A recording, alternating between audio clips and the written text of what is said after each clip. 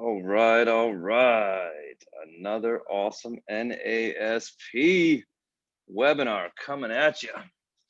All right, y'all, we're gonna get started in 5 minutes. Just waiting for our other host, and boom, look at that. All I gotta do is say is our other host, and dude just shows up. Great to see everybody. You're still on mute, Ed. So as you're coming in the room, attendees, please drop a note in the chat and let us know where you're representing from. I'm originally from Austin, Texas. Currently, I am in Indianapolis at a co-working space, mid-drive across country. Sometimes you just got to make things happen. So, hey, Ed, how you doing, buddy? What's up, pal? How's the ride? Oh, man. I like being on the road. I miss how much I like being on the road and just being out in nature and enjoying things. And but I've been looking forward to today, man. Like I had my plan kind of booted around a couple hours in a workspace and getting this time with you. So always have a good time and really appreciate the expertise you bring to the table, bud. Well, hey, this is the highlight of my day hanging out with you and all your members. My man, that's awesome. Well, I know we got people from both sides here representing. So keep joining the room. And where we got people from here? Where are you from? Jay Root from the Good Life, Omaha, Nebraska. All right, Jay, welcome. We're gonna be started in 3 minutes, y'all. 3 minutes. Today we're gonna be talking about some accelerating virtual relationships. A new time these days, guys. New time. We've got some big topics. We're gonna talk about making an impact on our initial sales meetings. Meetings change these days, right? It's a different time. How do you adjust with the times? All right, Jay Root must be the only person on the call since I've only got Jay Root from Omaha here. Oh, look at you, Ed. You are on point. Where's everyone else from? All right, let's see. I've got Amit. Where are you from, Amit? We've got, who else we got on here? All right, y'all, we're getting started in 3 minutes. 3 minutes. Oh, we got Georgia. All right. I like Georgia. I've never been to, I've only been to ATL. I got to get out. Actually, I drove through Savannah. And, oh, yeah. Savannah's happening. Right? It's a beautiful place. Garland, Texas. Texas. All right. Got some y'alls in here. I'm from Austin, Texas, y'all. I'm from Broad, USA. All right. All right. Man, I was really excited when Grant reached out to me. For all y'all don't know, Grant is Ed's son when they work together in sales. And Grant reached out to me and we had this conversation. Saved it till the very end. He's like, I'd really like to see if we could do a webinar. I'm like, yeah, done, please. Yesterday, let's do another webinar. I love what y'all bring to the table, and for everybody here on in the room, Los Angeles, welcome. Aledo, Texas, welcome. Yeah, there you go. Y'all are here. Y'all gonna get some big value. Ed Wallace been doing this for years. And I guarantee that Monterrey, Mexico. Well, how you doing, Eugenio? Eugenio. I'd love to know how to say that. I love it. I love it. Right. We got some big stuff coming from y'all, and I'm gonna kind of start us off here in just another minute. But for all of you who don't know, Ed's been doing this for a long time. And not that long, because he's still a young guy, right? But he's got some incredible value. Big money makers look to Ed and they go, all right, let me learn from this guy on how to develop relationships. So 1 more minute, y'all. We're gonna get started in 1 more minute. But I promise you, I guarantee it, you're gonna get something out of this call that will help you make a bigger impact on your next sales call. It's flat out finito. You will take from this at least one thing, and I imagine, well, listen, we're going to give you several pieces, right? Some of them, some of them might hit you in a way that you're like, oh, I forgot about that. That's a great call. And some of them might be new ideas for you because of the way that the market and our environment is changing. But I guarantee if you stick out through this call, you will get one great thing that will make an impact on your initial sales meetings. And if you could, and all right, I'm going to leave this go. Let's get this thing cooking. I'm excited, Ed. All right, y'all. Let's roll. Let's roll. So we're recording already. Welcome y'all to the webinar. We've got a great time here for you. You all know who I am. I'm Christopher McCoy, VP of Business Development for NASP. We got Ed Wallace here. He's going to tell you a little bit about him, but I'm going to frame a little bit of Ed here in a second. Listen, this guy builds relationships for a living. And when big money people out there looking to train their people on how to build relationships, they go to Ed. So Ed knows how to have an impact. Now sometimes he's like, yeah, well, I can't be Ed. No, you can't be Ed, but you can take something from his repertoire, something from his systems, and put them into your game. And if you took one thing from this call that helped you have a 10% increase of conversion on your first meetings. And when I say conversion, I don't mean convert your first meetings to deals, but I mean converting your first meeting into somebody that wants to do business with you. Imagine what that would look like to your bottom line. Imagine what that would look like at the end of the year. You could still get the same amount of work done. You could still hit the same numbers and just be spending more time out on the golf course if that's what you want, or with your family. But the point being is that having a bigger impact makes a difference in everything that you do, especially on the first meeting, because that carries out through the rest of the relationship. First impressions are huge. So how to use a targeted conversion pre-call plan, right? How to put a plan together and then execute. And we're going to give you a proven 3-step approach for more successful. 3 steps, not just 3 steps. Easy steps. And we're going to give you unique ways to look at and build rapport. You know, sometimes people just think that because, oh, I know this person, I have rapport, right? Even when I jump on the phone with Ed, we have some connection time to make sure that we have rapport first before we go into any business, because you can never assume rapport. And it is your biggest tool to be able to do anything else that you want to do through the process. We're talking about great discovery and qualifying questions. Questions are the key to earning that rapport. Nobody wants to hear you talk the whole time. That's why I'm gonna shut up here in a minute. But you want to ask questions. So if y'all have questions to this process, please ask your questions. What's up, Jason? My man, Jason Kaplan. Hey, follow this guy. If you guys want to see a member who's leveraging everything in NASP and growing his sales and his business every day, Jason Kaplan, CPSP certified and mastery person. So what up, Ed? Hey, Chris, there's at least one $100 qualifying or discovery question in here for everybody. There's at least one question that you will ask differently because of what we've got here. I love it. I love it. Y'all, I'm gonna shut up. I'm gonna shut up, and I'm gonna let Ed do his thing now, because Ed's got value on value on value. We've got some free offers for you. Great in the moment, align with prospect. I'm gonna let Ed take it from here. Like this is his content, and we've gone over it together. I just get excited about it. So I'm gonna let Ed share with you y'all while I shut my mouth and monitor chats. If y'all have questions, throw them up. Chris, thanks so much. It's always just a rock concert when we're together. It's so much fun. I really appreciate it. And everyone, you know, when you have the kind of relationship that Chris and I have, you just pick right up, right? You just pick right up, and now you're doing a webinar together and things are just flowing. So, hey, here, this is me. You can find out about me. We're going to give everybody a free copy of the book when we're finished, a PDF. But look at that LinkedIn name. How did I get 007? Isn't that cool? And not many people notice that, right, Chris? Not many people notice that. So link in with me.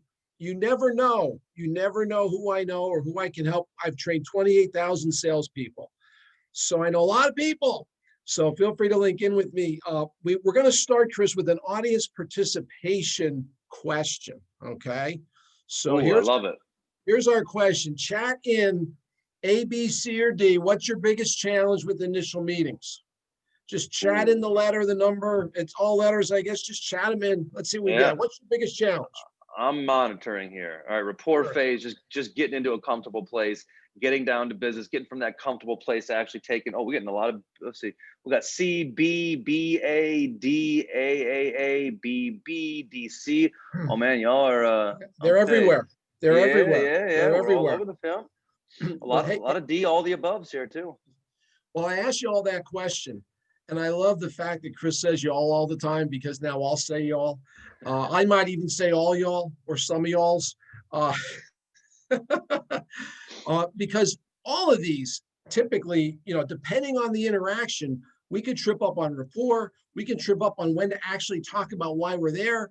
Or again, if you don't make a great initial impression, it takes 7 or 8 more impressions. You might as well punt. Go find somebody else, because it's not worth those 7 or 8. You know, you're climbing back up the hill. We're going to talk about all that today. I wanted to start off with, though, what is a relationship? Chat in, what is a relationship? We're talking about relationships. What are they? Let's see what y'all say. What is a relationship, Kevin? We got trust. Trust is heavy. Yep. I should let you read these. I'm sorry, Chris. That's all right, buddy. Don't worry. Let me play at least a little bit. Trust. That's all we got. Just trust. Come on. I have a prize for the person who gets the definition. A prize. Ooh, what is a relationship? Two-way trust. All right. Mhm. An understanding of each other. That's Connection. connection. Give and take. Ooh, getting somewhere. What y'all got? Everybody's dancing around the right answer. I want to give it. I want to give it intimacy. Oh boy. Uh, Mm. Ooh, there we go. Genuine, an appreciation of each other. I think that's a very good Pretty good bond one. formed by mutual respect for each There you other. go. There's the answer. Whoever said bond formed by mutual respect. J. Root. I'm gonna give the now. By the way, Chris spared no expense, not only in bringing me here, okay, but in the prizes he had me acquire. So whoever said bonded by mutual respect gets a hot off the press Got Relationships T-shirt. Okay. Boom. Now Look at this guy.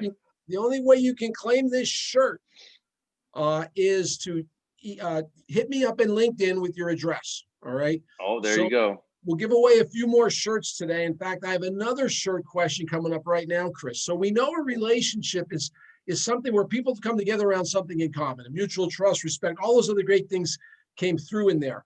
But it starts with credibility. Now I need the dictionary, no Googling, okay? I need the dictionary definition of credibility. What is credibility? For What do a we got, shirt, y'all? For a shirt, trust and belief, that would be integrity. being Oh, believable, delivering as Marcia, Marcia, promised. Marcia, Marcia, Marcia, you Marsha, got it. Marsha, Marsha. Marcia, you get a Got Relationships T-shirt. You may not want to wear it to the Awesome. gym though. It kind of attracts for other reasons, right? Uh, so Marcia, send me your mailing address, okay? Hit me up in LinkedIn. So here's the deal, everyone. Credibility is the most important quality. Remember, we're talking about initial today, not long-term relationships. This is initial. You worked really hard to get that Zoom meeting, or in some places that in-person meeting, or some places that conference call. You've got to be believable before you can get to trust.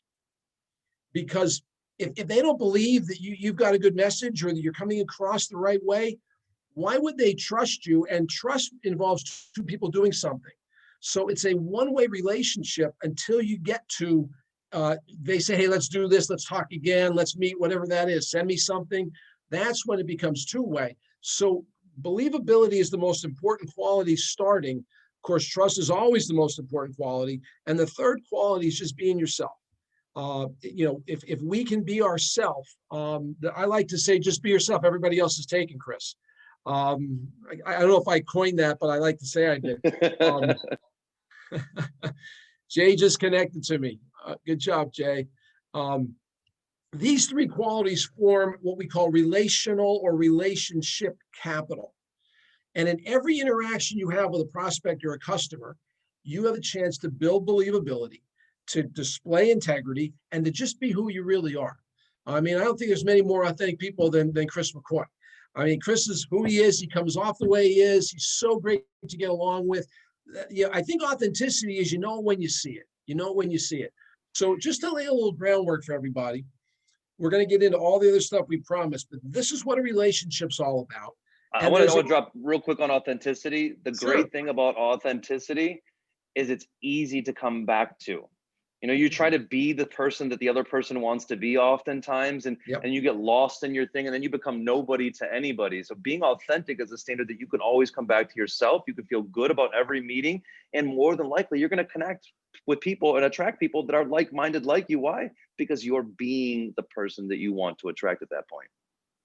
Chris, we have a 5-letter word on our head called sales. We're immediately stereotyped. How do we overcome that? Well, one of the ways is to just be yourself. Right? Just be yourself. So to lay the foundation for a relationship, we need to build relationship capital. Here's how we do that, right? And then there's a key to building that credibility and getting to trust and authenticity. And we call it locating relational GPS. And just like GPS systems in our car, the roadmap to our travel success, they get us from point A to point B. When I was a kid, my dad had a paper map, and now we've got our phones. Right? So there's all kinds of different ways to get from point A to point B. How do we get from point A to point B with a prospect? We call that understanding their or locating their business and personal goals, their passions, causes, things they care deeply about, and or their struggles, and what human being doesn't have struggles. And almost anything that a customer, a prospect, the center of influence can share with you, you're going to be able to categorize it as goal, passion, or struggle. And I know this is old fashioned. Maybe I'm old fashioned, but this is a piece of paper and this is a pen. And we write with pens and we remember things 7 times better when we write versus when we read or type. So maybe when you're on the line or you're doing a Zoom or whatever, you just kind of put GPS down the side of the page and you start filling stuff in. I don't know if you can see that or not. Oh my gosh, Chris just shared a goal with me. Or I know Chris is passionate about hiking. I'm going to talk about hiking. And it's uncanny that you'll find that almost anything that person shares falls in one of those categories. We call it a universal framework because I'm a boomer. I believe Chris is probably an X. Millennials and Zs, we all have GPS. So I don't buy when I can't connect with this baby boomer. Maybe you're just not learning about his or her GPS. Or when a boomer says I can't connect with a Gen Z, well, have you asked them about what they're trying to accomplish or what they really care about? And you're going to see how we use this in preparing for these meetings. You're going to see how we use this in having these targeted conversations. That's why I wanted to lay the groundwork for it. Audience participation again, Chris. Chat in G, P, or S. For which of the 3 do you think when we do our training, we give the most points for that you uncovered from a prospect, a goal, a passion, or a struggle? What do y'all think? Oh, let's see. We've got P, G, S, P, P, struggles, passion, struggles, goal, passion, struggle. A lot on the struggle side. A lot on the struggle bus here. Struggles is the answer because think about it, everyone. Every buyer has been conditioned by sales training that it is safe to share goals. All sales training over the years has now made it a safe zone for a customer to say to you, this is what we're trying to do. So you didn't ask a brilliant question when you asked about their goals, okay? But it's still important to understand that. I'm not trying to marginalize that anyway. But think about the power when a customer shares or a prospect shares something they're not accomplishing with you. Let's go back to our Venn diagram, Chris.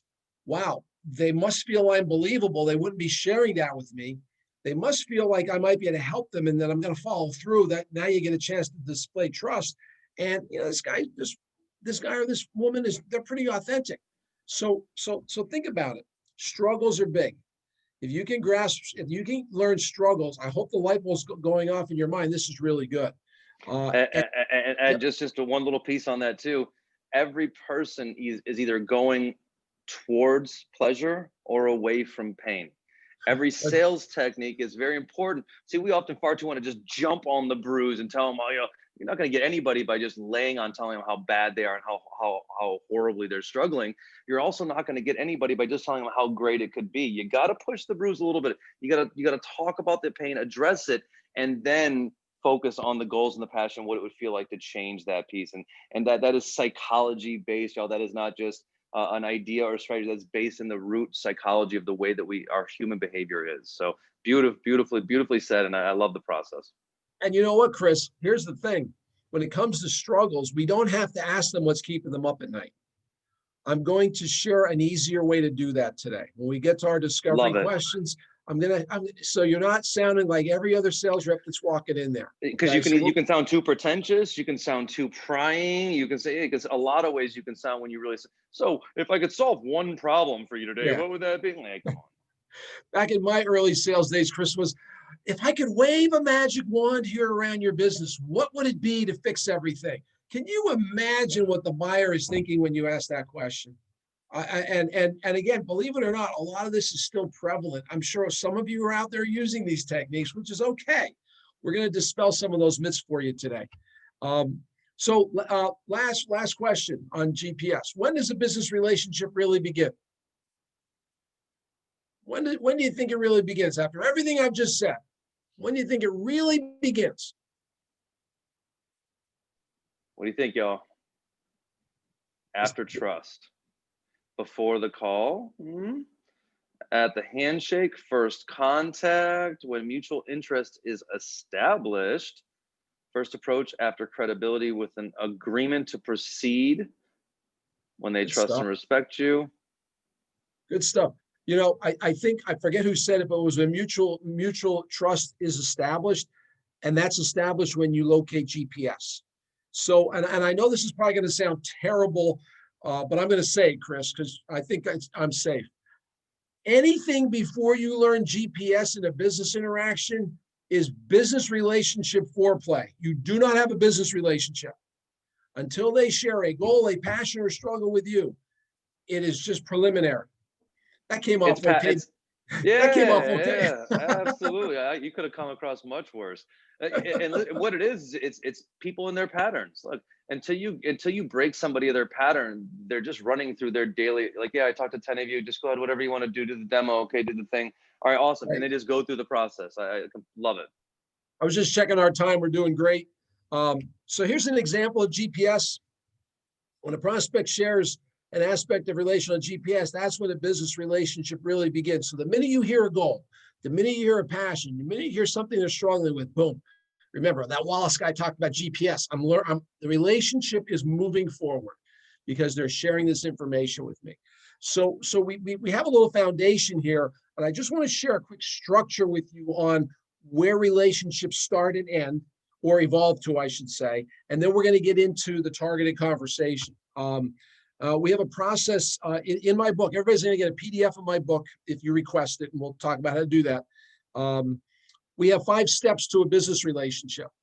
And the first one is establishing common ground. And that's the step we're talking about today. And we're acquaintances at that point.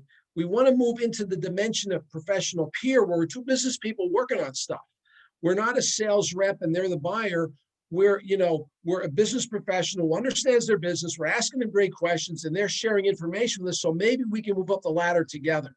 So we're not getting into the peer and the advisory dimensions today, but I wanted to show you where everything stands. And we're at that very first rung. Chris, notice how wide that rung is. It's difficult, Yeah. Right? Absolutely. Yeah. No, it's soft skills are okay. All right. I'm seeing it now. Okay, I gotcha.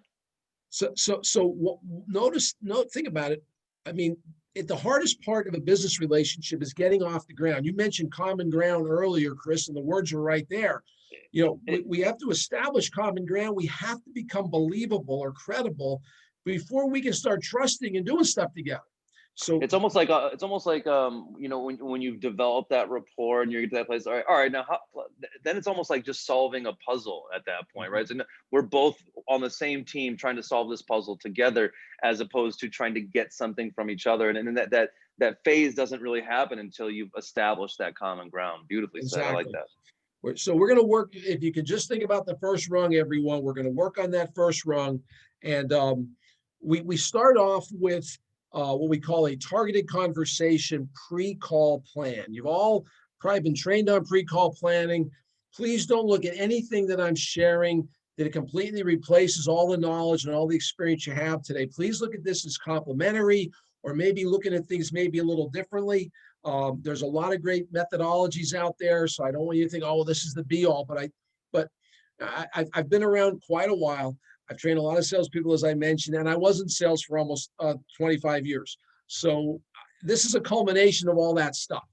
And I try to simplify it because I'm pretty simple, and it's hard to take things and put them into your workflow if they're complicated. So we call it a targeted conversation. You notice there's GPS, right? We're aligning with the GPS or the title of the person we're talking to.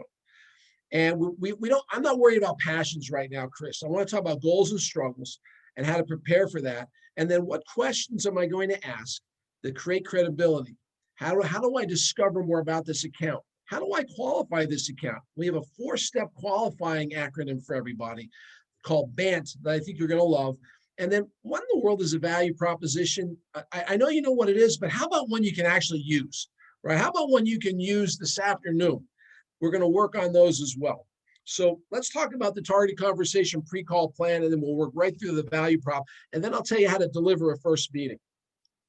Very simple template. Everybody's going to get the deck. Chris will send the Zoom recording out.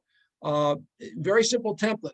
What's the title of the person I'm calling on? Remember, you don't know them yet. Maybe you went into their LinkedIn, but you don't really know them yet. What should be on their desk? And what might they be struggling with? What are they trying to accomplish? And what might they be struggling with? And when we train our customers on this process, they literally create a little library. And here's an example. Manager of supply chain, one of the main people that maybe one of our customers call on, right? What should be on a manager of supply chain's desk? I know you know it, but sometimes when you write it down or type it or put it somewhere, now you can keep recalling it because you're going to build questions around these goals and struggles. They like consistent vendor relationships, supply chain essentials, how are they sustaining their supply chain in this crazy time we're in, right? The delivery schedules have been unreliable and there isn't enough capacity in the marketplace to help our needs. One of my biggest customers is a ventilator manufacturer. Now think about that, Chris. They manufacture ventilators and they couldn't meet the demand.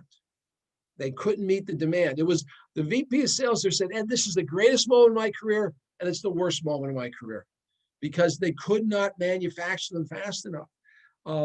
So again, what we're talking about doing is preparing for this meeting. You might call on a purchasing manager. You might call on a CFO. You might call on a business owner. How hard is it to put together this template? Not that hard, right? What am I going to talk with them about? And what questions am I going to ask, right? What questions am I going to ask to get at the goals and struggles? And we call those discovery and qualifying questions. And here's just some examples. And I said, there's got to be $100 question in here for somebody. I'm sure somebody's going to feel like, oh, I'm going to hang on to that one. There's no reason you can't mention you checked out their LinkedIn profile. They wouldn't put their LinkedIn profile out there if, in fact, they didn't want people looking at their LinkedIn profile. Hey, ask a relevant question about, what's happened in your role since COVID. Now, here's the question that I really like. Instead of asking what's keeping them up at night, we start off with what's your biggest accomplishment? We start off positive, Chris.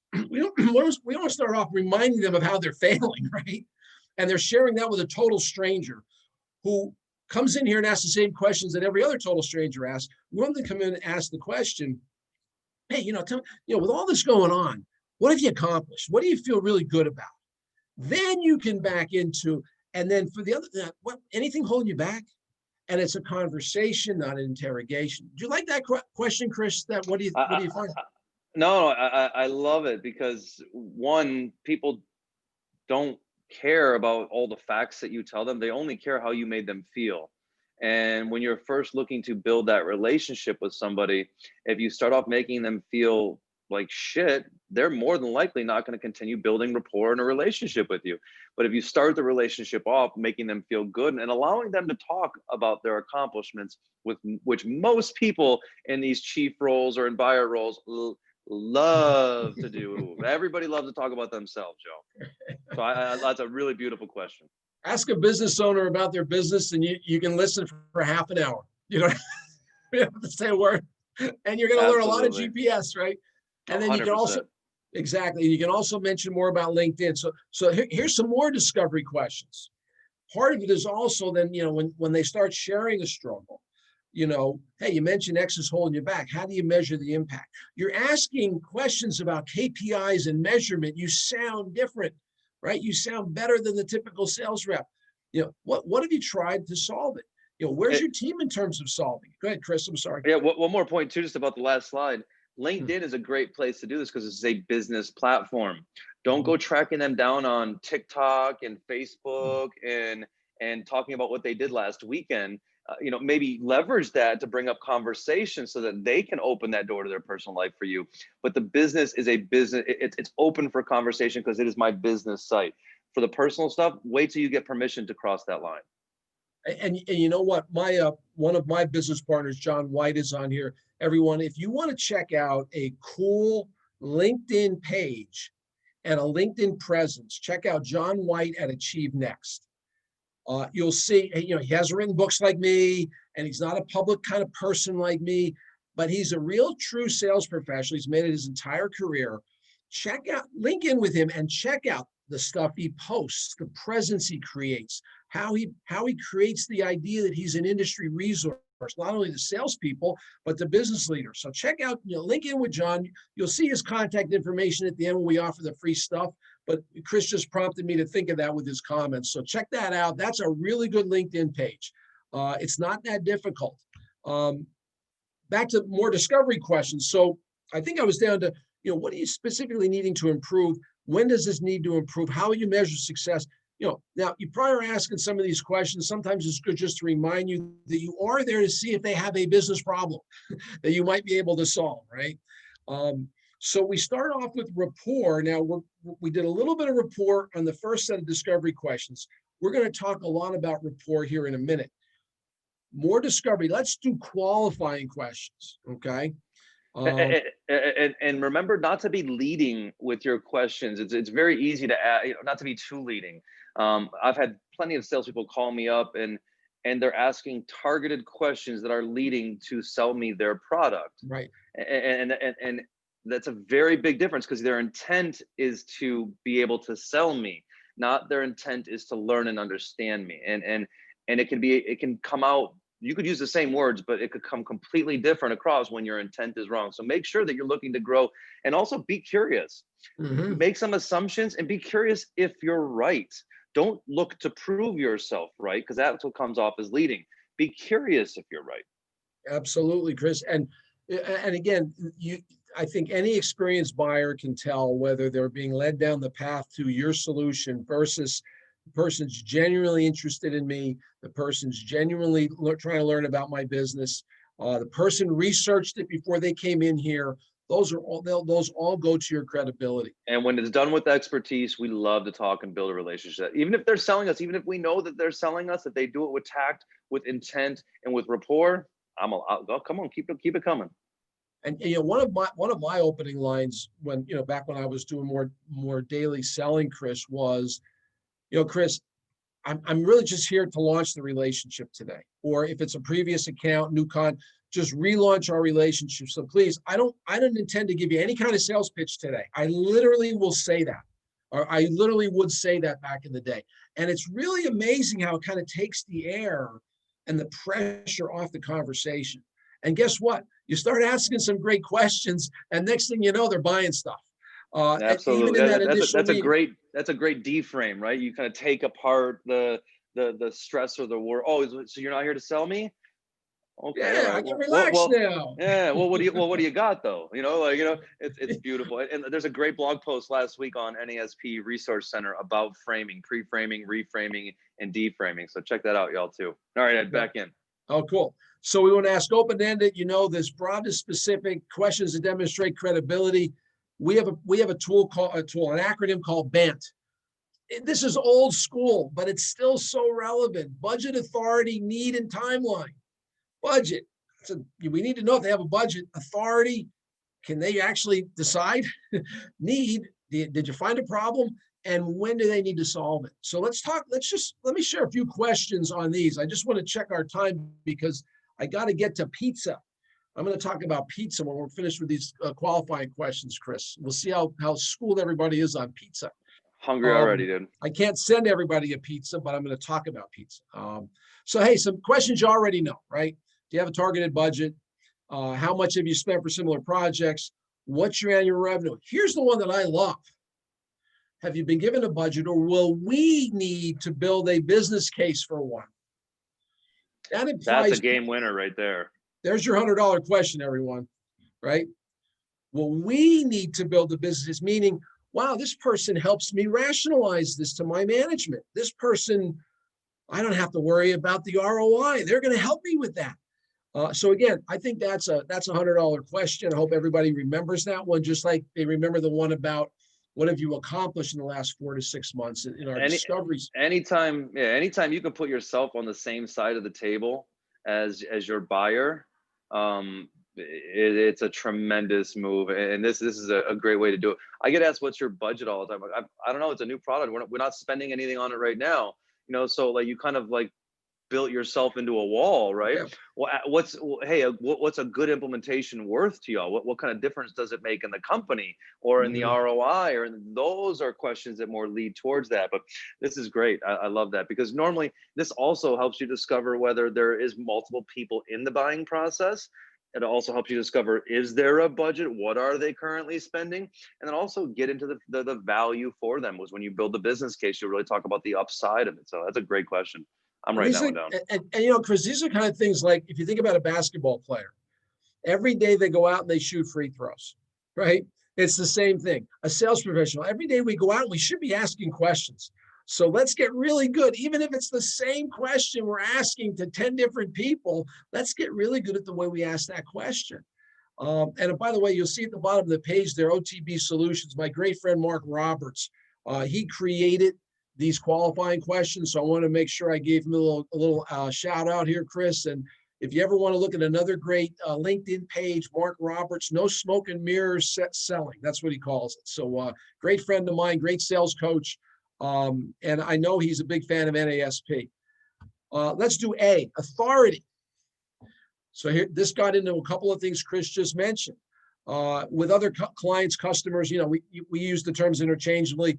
Who else? We see that the CFO needs to be involved. Oh, no, I'm the only one making this call, and they're a purchasing manager. They're not the only one making this call, right?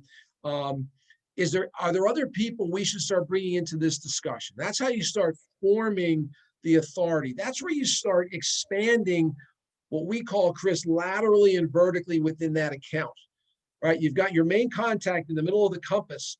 Who do I need to know this way? And sometimes I need to know the person that reports that way, because they're a big influencer. They're the actual implementer.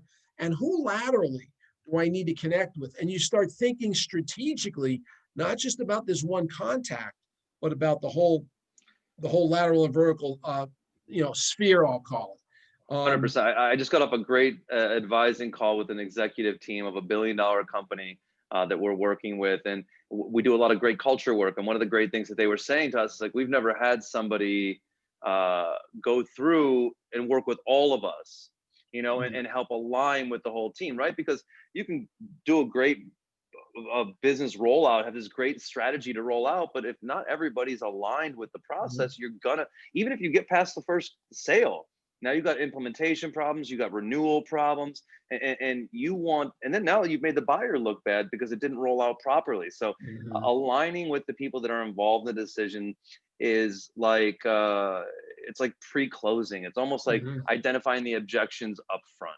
Yep. So love that. Absolutely love it. So we've got the B and the A, right? The budget, the authority. How about the need? How about the need? You mentioned something's a challenge. How long has it been a challenge? What have you done about it? Other customers in your space have similar, don't be afraid to ask them who they're buying from. At this point, you're a business person trying to understand their business. And by the way, what are they doing well? Where's the bar for us? I mean, they know you're in a selling situation. So it's okay to say, what's the criteria that you bring a new vendor in? How do you sign up new vendors? How do we get on your vendor list? So again, I'm kind of in all kinds of different industries here. Sometimes there isn't a vendor list, but what is the criteria for you to work with an outside firm? I guess maybe that's the best question. Do you have an annual audit of your vendors to look for new opportunities? It almost kind of, even like, because you never want to like say, oh, you shouldn't be working with them, right? You never want to point the finger at them, but maybe point out things that everybody should be doing. We should be evaluating our vendors' success. Are they meeting our ROIs? And look, if I was in there, I'd expect that you do the same to me. If we were working together in a year from now, I would expect us to be sitting down going, hey, did we meet all the expectations that we talked about? Kind of getting them and look forward as well. And then also look backward without really pointing the finger as much. So love this stuff, dude. What's it going to look like 12 months from now, right? What's it going to look like? Great thought. And then timeline, right? What made this something you're looking at right now? Was it my brilliant questions? No, you don't want to ask that. But do you have a timeline? What's the cost of not solving this? In other words, are they even thinking about, and it's not an opportunity cost, it's the risk of not investing. There's a difference. There's opportunity cost. That's a different, they could do something else. But what is the cost of not looking at this right now? risk of not investing, RONI, like rice-a-roni, right? What is the risk of not investing in this? So those are some discovery, some qualifying questions. We have a process, an acronym we call BANT for the qualifying questions. When we teach this, what we have our customers do, we have them actually write the question the way they would ask it. So, I mean, this is our templated questions, right? But in your industry, there's probably a way you would ask it and insert something about the item you're selling or the solution you're trying to solve. So if you get a chance, look at these questions when we're finished and maybe write some of your own questions. Versus, hey, this is the question Wallace gave me, right? There's ways you can tailor these for your own efforts. So now we've had all this preparation and we have our pre-call questions and we're all set to qualify. Now we actually have to do it, right? Like Mike Tyson used to say, everybody has a plan until they get smacked in the face, right? So now we're going to talk about a value proposition for when we get smacked in the face with that question, why should we switch to you? And you're like, what should I say? Very simple, very simple. First of all, chat in what is the best description of a value proposition? 1, 2, 3, 4, or 5. 1, 2, 3, 4, or 5. We got plenty of time. All right, what do you guys got? What is a value proposition? 5, Kevin, good job. Right off the bat, Kevin. Oh, Ron, 5. 5 coming in heavy. Yeah. 3 5s. I think everybody thinks that's the answer now because you gave them thumbs up. Yep, all right, we got 5s. We're rocking. A.B. Wallace, right? When I teach at Villanova, I always, everybody knows they're getting an A. All I have to do is show up, right? Talk about leading the customer on this one. So it is, right. Right. It is 5, right? It is 5. But how many times have you said, well, when they say, why should we buy from you? How many times have you said, well, we are the leading firm in polyethylene polymer plastics, which they're nothing. I'm making that up, right? Or you know what? We have the leading solution and we have hundreds of customers. How is that speaking to them? We've been doing this for 175 years. Okay. How much, we're an innovator and our innovation, you can use 3 at times. I mean, that's fine. My point is we want to speak to the customer in language they understand because it's a moment of truth when they say, in other words, think about the conversation, right? You came in, you did your handshake or you did your rapport building on Zoom. You got through credibility, right? You're moving things along. You're qualifying. Oh, this is going great. They say, hey, one more thing, Chris. Why should we switch to your firm? And you're shocked, okay? And they know you're going to be shocked. So here is a really simple way to handle that, okay? We believe a value statement has 3 components. First of all, it's a clear statement, not statements. Statement. It's in the eyes of the buyer. And it has to have a benefit. Now, benefits do a lot of things, but in general, they go up, they go down, or they eliminate. So when you think benefits, don't get all crazy. Is something I'm going to do going to increase something here? Is it going to decrease something here? Or is it going to save something or eliminate something? All right. And I think that's also keeping them simple, right? Like I don't want to say, oh, it's going to increase this. Well, they're going to go, well, no, it's not really going to, I don't know how it's going to do that. So then they'll just throw the whole baby out with the bathwater. But if you throw 1, maybe 2 areas or direct impacts, you can throw the others out there as supporting conversation, but it doesn't give them something to like tear off the charts. So I love that. And Jason just asked that. So let me give you guys a simple template. I'll let you all decide, okay? Here's the template. And remember, I'm a simple guy. I have to take concepts and make them easy for hundreds of people to use, right? We help you increase something or decrease something or eliminate something through. And that's all you need. That's all you need to answer that question. Why should we work with you? Because they just shared something with you they're struggling with. And they said, what can you do for us? And you can go right into, we can help you eliminate that inventory shortfall through. And the through is a statement that just gets their attention. a phrase, you want them to say, so how do you do that? Because guess what, Chris? The only thing they heard was, we help you eliminate inventory shortages. They don't really care through it, that they want to hear what's going to help me. And the rest of it is, the largest of this, they don't care. They're going to eliminate my inventory shortage. That's really a problem for me. Okay. 100%. And a confused buyer is an indecisive buyer is not a buyer, Exactly. We have a little time because I have one more segment. I'd love to see, we could take a minute to do this. I love to see our esteemed audience chat in a value statement of theirs for their business using this template. It should take you a minute to do this. And I think Chris and I can chat while you're doing it here. Think of a product you're trying to sell, a service, a solution right now. Try to use this template. I'd love to see a couple come across. Look at Robert. We help you decrease readmission statements through in-home physician care. Readmission rates. We help you decrease, I'm sorry, I'm a little slow reader today. We help you decrease readmission rates through in-home physician care. Love that, Robert. T-shirt, Robert, because you were the first one. Send me your mailing address. In the house, Robert. Robert. Love that. We help you increase sales through behavior change at NASP. Oh, there you go. That's perfect. You're not getting a shirt though. Oh man, I get you a shirt. Robert, all no, right. But that's Kevin. exactly right. That's a good. What did Kevin say? Well, Kevin go, we increase your, everyone's coming through. We increase your revenue by implementing effective risk management strategies. We can help you increase the uptime of your elevator system through task prevention maintenance programs. I can help you increase employee retention and therefore decrease the cost associated with hiring new employees through our training and code. There we go. We help you increase the likelihood to land your dream position through a combination of connections and coaches. There you go, Grant. I like it. I love them all. Good stuff, y'all. I love them all too. There was, so here's the thing.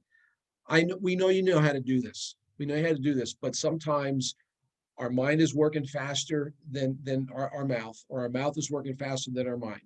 And this go-to value statement template helps you slow down and realize, okay, I'm going to just do one thing here. I'm going to share a benefit that we provide and quickly through how we do it. And I'm going to get their response to that. It's just like in negotiating, when you make your offer, you stop talking. You do the same thing with a value statement.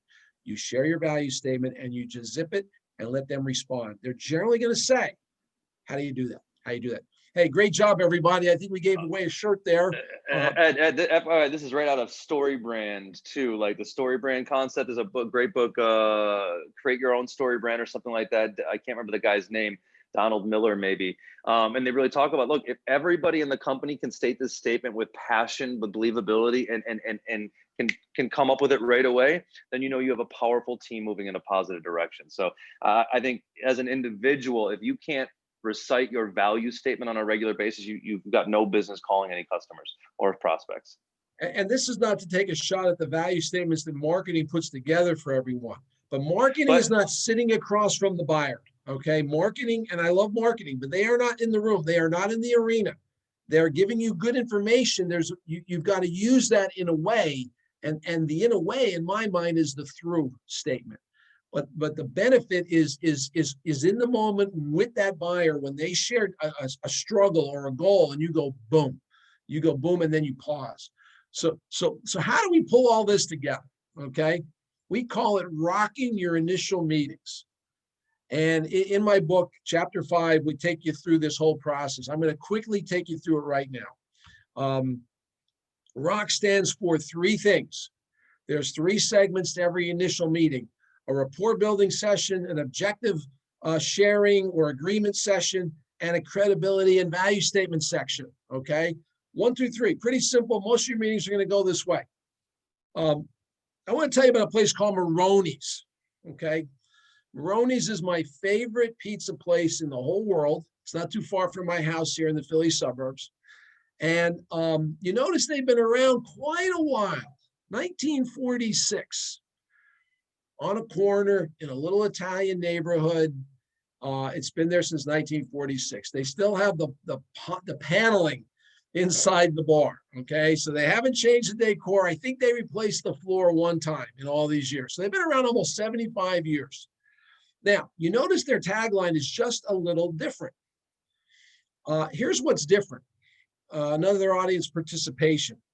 What kind of cheese generally goes on pizza? What kind of cheese? No. Oh, my friend Kevin Scanlon's on here. He's a salesman extraordinaire. Let me tell you. Mozzarella cheese, right? Mozzarella cheese goes on pizza.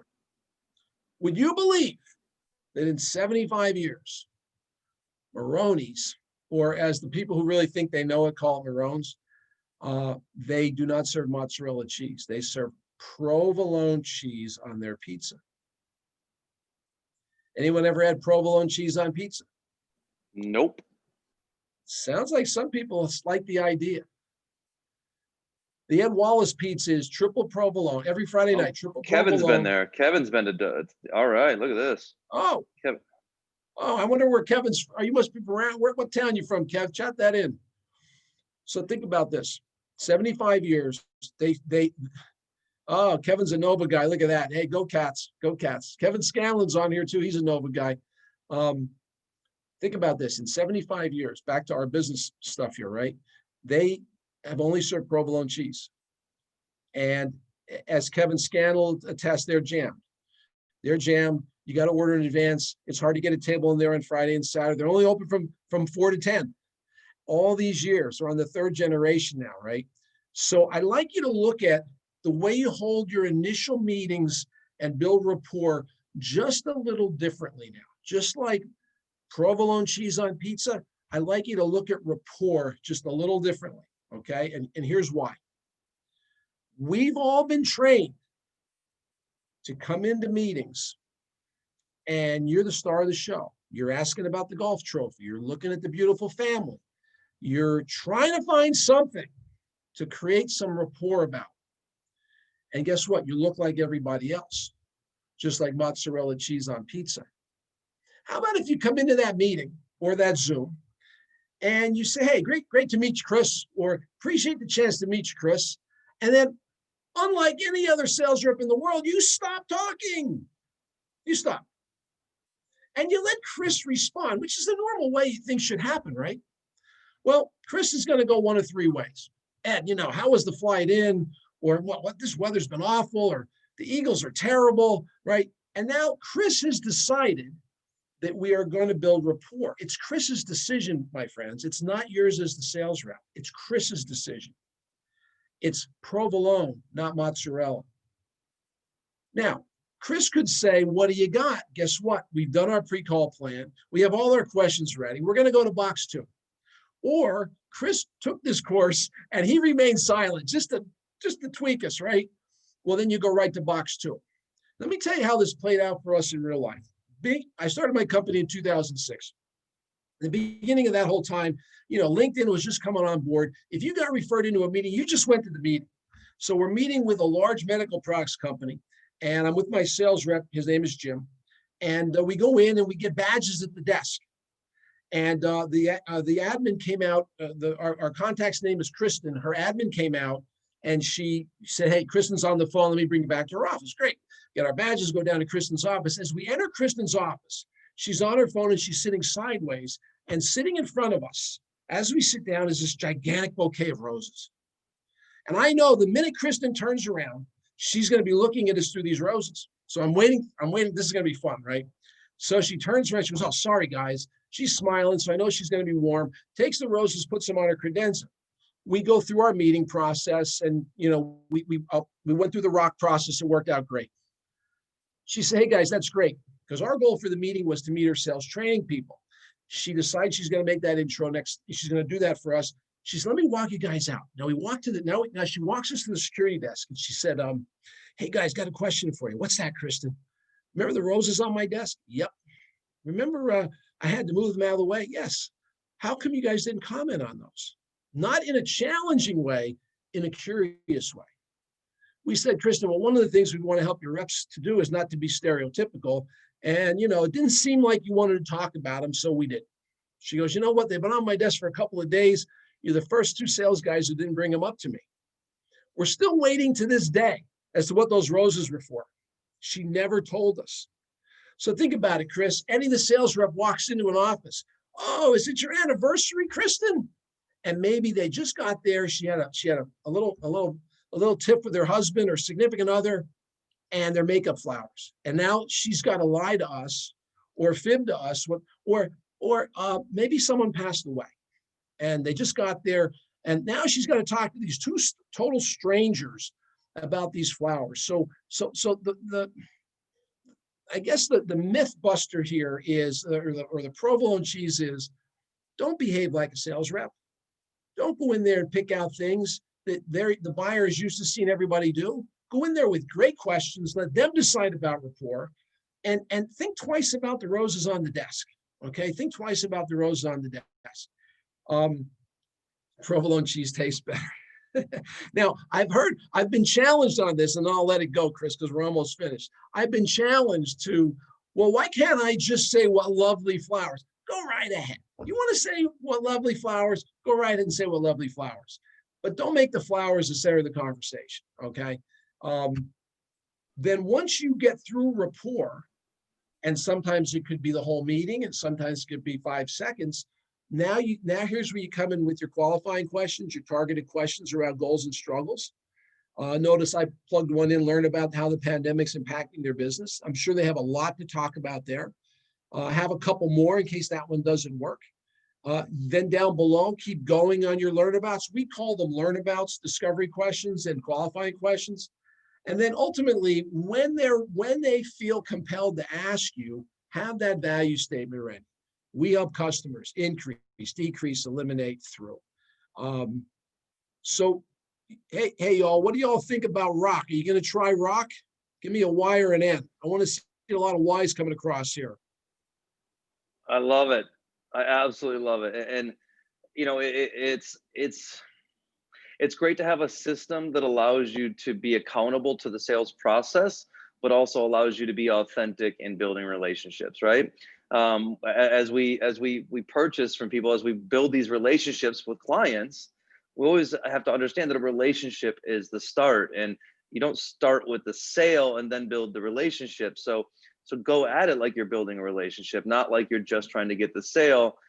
And you're going to find that you're going to say and do a lot of things differently. And it doesn't always have to be as intentional or specific as not complimenting the flowers.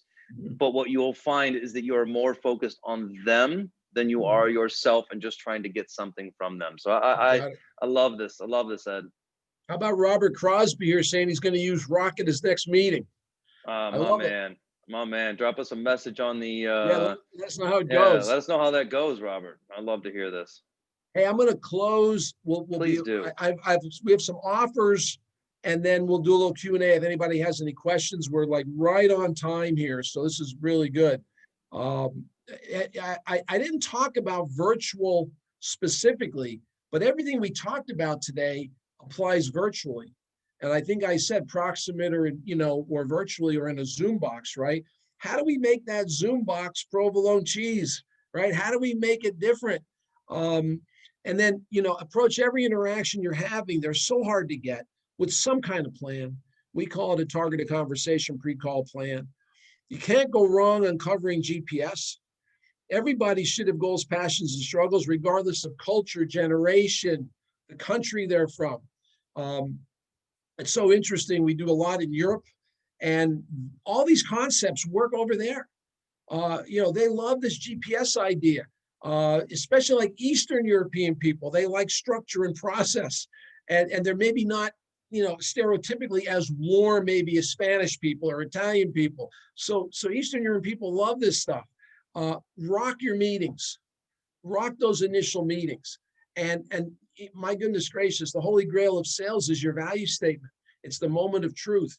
Can you create one on the fly? Not the one marketing gave you, because you're going to sound like it's the one marketing gave you. Can you create one that speaks to what they just said to you? And that's why we try to give you that very simple template for that. So I love it. We've got a question here too. Jacqueline, any advice for cold calls? thanks, COVID. How do you get the opportunity to begin building rapport? And I'd love to answer that real quick too, with some my side. It's you follow the same process as one. Be different. Look at all the solicitation emails that you get or that are being sent out there. One great way to do it is I'm getting long form everything, still the same. It's crazy. Long form LinkedIn messages, long form emails, value propositions on an email right off the bat. Send a message like you'd send to your buddy or someone that you want. Hey, how are you? Hey, Chris here. Just wanted to reach out. We've got some great connections. Love to connect sometime when we can help you. Or, hey, just wanted to connect. Let's get to know each other. Build the relationship. I found that who's in charge of said strategy. Justin Michael is a great person to follow. Justin, we did a podcast on him last year, November, I believe, and also justinmichael.com. He's got some amazing scripts that he puts out there that help you chisel down your communication into small bit pieces that allow, because most people just block you out when they hear that. It's the same thing as rolling in with a sales pitch. When you sit down at the desk, they block you out. So sit down use the same tools and principles, but take them from the desk to the computer. And one of the things I also see in your message, if you could share some kind of interesting data that relates to their business or what might be in their GPS, some stat or something that you're sharing, that's like a give to get almost, that you're sharing with them. We're open for more questions, but I want to make sure you see all our offers here. So chat in the questions. Hey, if you don't belong to NASP, join NASP. Okay, go ahead. Damn Chris. straight. It's free, y'all. It's a free membership. Amazing accountability community. We've got some amazing free benefits and tools. The webinar that we did last week has an awesome introduction on how to get involved. But look, how do you are the 5 top people you spend your time with, so follow some great community leaders, follow some great sales tools, and get into a community so that you can upgrade your skills. Finito. Sales mastery. Look, y'all, get certified, because certification is going to give you the foundational tools to change your behavior. That's the hard part, changing your behavior. These are great, but most of us are just gonna go right back into doing the same shit that we used to do. Pardon my language, 3 times a day. Most of us are gonna go back to doing the same stuff that we used to. Why? Because it's our habits and patterns. The CPSP will teach you how to change your habits and patterns so that you can implement great strategies like this. And mastery is one of the highest level sales communities that you could be involved in. So, Marsha, send me an email or find me on LinkedIn and send me a message. All right, Ed, what else you got for him before we wrap this thing up? If you want an e-version of one of my sales books, Business Relationships That Last, just text John White right now or email John White. Link in with John White. Check out John White's LinkedIn page. It's really cool. So if you want a copy, we're not going to send everybody. If you want one, we'll send you one. And then we have all kinds of accelerating virtual relationship training experiences, from 1 hour workshops to half days to whatever's needed. So if you or your sales leaders are interested in that, let John know. We'll get some information into your hands. And that's it, man. I'm punched out. My man, that was great stuff. And listen, y'all, this is exceptional training. These are the tools, the foundational structures that you need in order to be your awesome, beautiful, stylish, fun, unique self within a structure that allows you to accomplish the goals and leverage psychology in order to meet the needs of your buyers and your prospects. So I can't praise this program and this training enough. Definitely reach out to Ed. Reach out to John. Connect with Ed on LinkedIn. Reach out to John here at John White at Achieve Next. John's great. He can help you get in line with everything. If you have any questions with NASP, sign up, get your free membership. It's very easy. Then reach out. You'll get an email right away. Sign up for a free seller style assessment and a free coaching call. Take a decision. I'm going to take every opportunity to step up my sales and to be a better salesperson for my prospects and buyers. And it's a great way to start that. Ed, my man, thank you so much. As always, had a great time. A lot of fun, Chris. Great being with your members. Great. If you're not a member, please join and have a great year, everybody. Hopefully we'll be doing something else with NASP and hope to hear from y'all. Okay. Yeah, I took some things from this meeting. So if y'all didn't, y'all are lying or you weren't listening or whatever, but it's your fault. So either or, enjoy, catch the replay, and we'll see y'all in the next one. Take care, everybody. Bye, everybody. Thank you, Chris. See you, buddy. Thanks.